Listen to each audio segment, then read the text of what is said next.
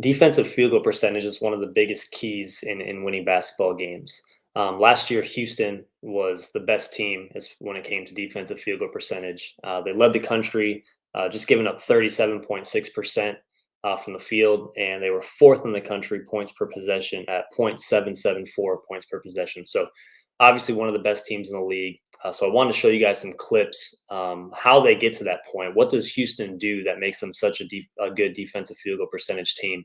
And I think really what it comes down to is how tightly they contest shots, how aggressively they contest shots.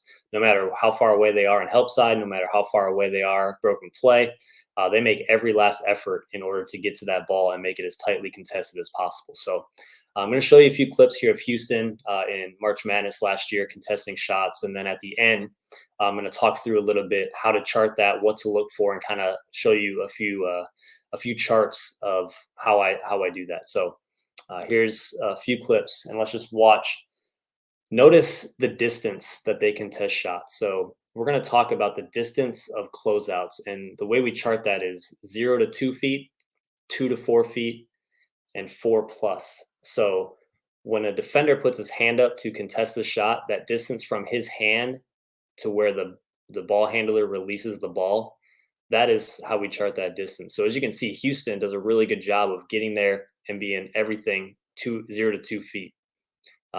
They might be on the opposite side of the floor. They might be right next to the ball, but whatever it is, they make that effort to make that closeout as tight as possible. So they can turn a 4 foot closeout into a 2.5 foot closeout. And if they're 2.5 feet away, they like to make that extra effort to make it a 1 foot closeout. And the more tightly we contest these shots, the better our defensive field goal percentage looks.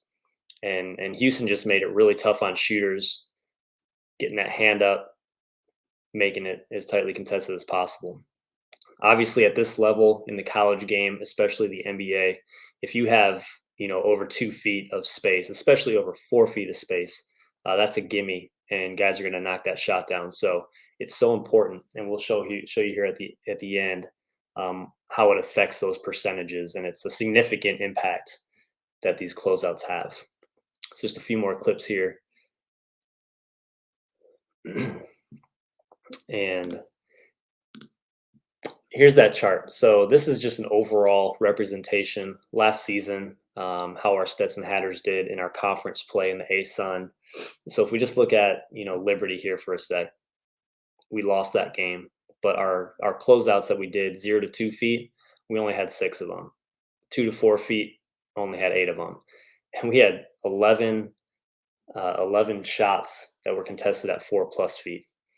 And then on the flip side, we win this game against Bellarmine in the conference tournament. We had 10 shots that were 0 to 2 feet, 3 shots 2 to 4, but only 5 that were 4+.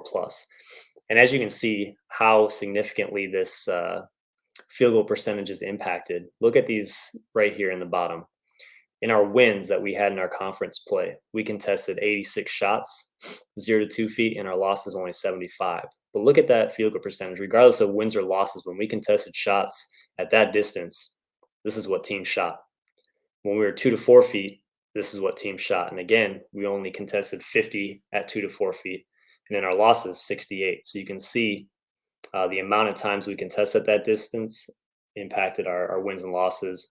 And obviously those 4+, man, 72 closeouts were 4 feet or more, and only 43 contested shots in our win. So it's a significant impact, but you can see how drastically that percentage changes from 4+ goes from about 50%. And if we get that down to 0 to 2 feet, it goes anywhere from 20 to 25%. I mean, that's a 25% decline in defensive field goal percentage. So as you guys watch teams like Houston, as you guys track your own teams this year, really put an emphasis on closeout distance and how tightly contested shots are, because I think you'll see a significant impact in your team's defense, and you're going to see a significant impact on your win-loss record.